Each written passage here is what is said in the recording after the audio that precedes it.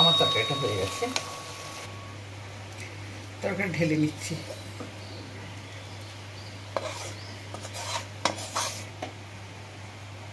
মাছ কাটাটা একটু আপনাদেরকে দেখিয়ে দিচ্ছি। চিংড়ি মাছ কাটতে হলে হয় তেঁতুল, না হলে একটু লেবু লাগবে, কেননা ওটা তো স্লিপারি মাছ, কেটে দিলে তাই জন্য ঠিকমতো ছালটা ছাড়ে না। এটা হলে একটু খসখসে হয়ে যায়, হাতে একটু করে দিয়ে নিতে লাগে, এইভাবে চিংড়ি মাছটা ছাড়াতে লাগে।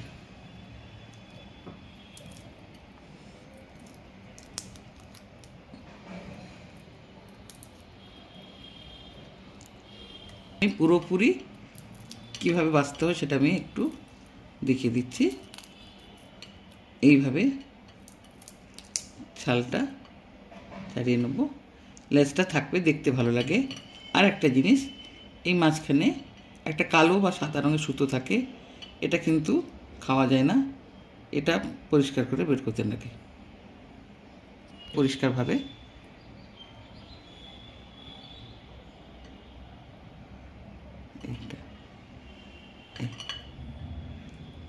বলি, এটার জন্য আমি নিয়েছি একটু ছোট করে আলু, চিংড়ি মাছ পাতা তো আছেই, ছোট করে আলু নিয়েছি।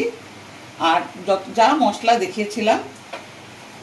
আমি দেখিয়েছিলাম সেটা আমি শিলপাটাতে পেস্ট করে নিয়েছি, নুন, হলুদ আর সর্ষের তেল। তো প্রথমে আমি চিংড়ি মাছগুলো এখানে দিয়ে দিচ্ছি, তারপরে আলুগুলো দিলাম,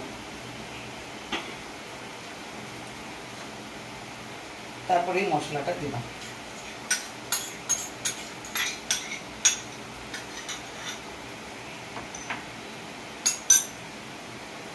নুন একবারে হিসাব মতো করে আমি দিয়ে দিলাম, পরিমাণ মতো।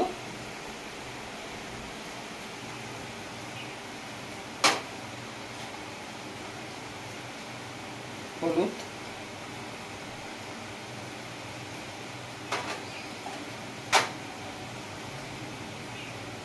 আর সরষের তেল।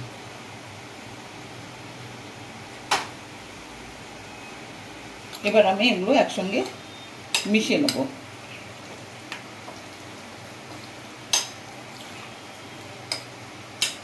খুব সুন্দর একটা গন্ধ বেরিয়েছে, মানে ওই সব মশলা যে একসঙ্গে পেশা হয়েছে তারই গন্ধ। কড়াই চাপে গ্যাসটা অন করে দিয়েছি, গরম হয়ে গেছে।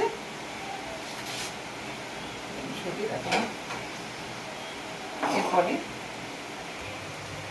সরষের তেল দেবো,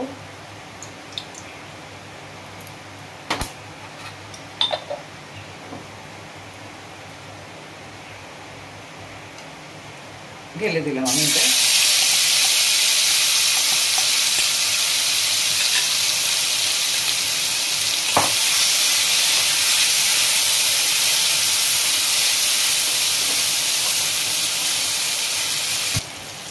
এবার আমি বাটে ধোয়া জলটা দিয়ে দেবো। আমার তরকারিটা হয়ে গেছে।